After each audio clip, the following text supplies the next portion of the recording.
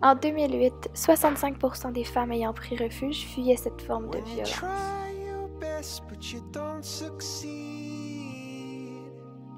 Plus de 40% des Canadiens affirment avoir été victimes d'abus psychologiques au cours d'une relation amoureuse. 81% des répondants affirment y avoir eu recours sans en prendre conscience. Pourtant, c'est une forme de violence. Une violence discrète, mais tout aussi ravageuse. Toute forme d'intimidation, de rejet social, de menace, d'isolement, ou encore même de dénigrement représente assurément un abus psychologique. On tourne en rond, on sait plus ce qu'on veut, on sait plus ce qu'on cherche. Est-ce que ça vaut la peine de continuer? De toute façon, c'est pas comme si quelqu'un allait me donner raison. Continue, ça va passer, qu'ils disent. Mais non, ça passe pas. On y échappe pas. On y fait face tous les jours.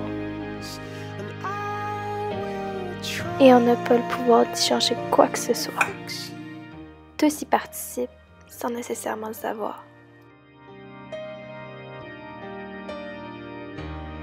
Ah, laisse faire. Tu serais pas capable de toute façon. Je suis plus capable d'en entendre des phrases comme ça. J'ose croire que je vaux plus, que je mérite mieux que ça, mieux que ces traitements-là, que je mérite mieux que me faire mettre à part dans toutes les situations imaginables. C'est pas nécessaire que je me sente inutile comme ça.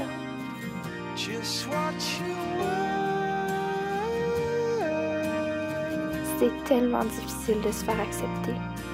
Le jugement des autres est tellement présent. Il n'y a rien à faire. Avec les médias sociaux, c'est encore plus difficile. J'arrive pas à me démarquer. On n'arrive pas à se prouver. Le moindre faux pas et tout de suite reproché.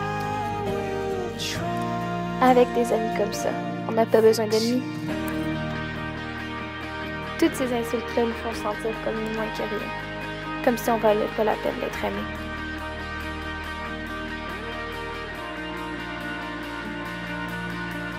Mais qu'est-ce que je fais concrètement pour nuire? Ça, on n'est pas capable de mettre le doigt là-dessus.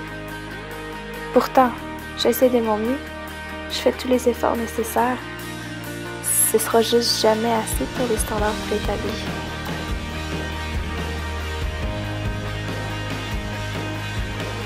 Et que dire des menaces? Comment répondre à ça? Comment réagir à des menaces comme ça? Comme si j'avais réellement le pouvoir de changer quelque chose.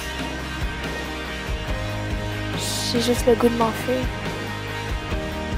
C'est tellement plus facile de juste s'isoler. Je préfère ne rien dire, ne rien faire. Qu'est-ce que je pourrais faire de toute façon? Ils sont violents par leur mépris. Et j'y peux rien. J'y peux réellement rien. Je suis seule face à ça.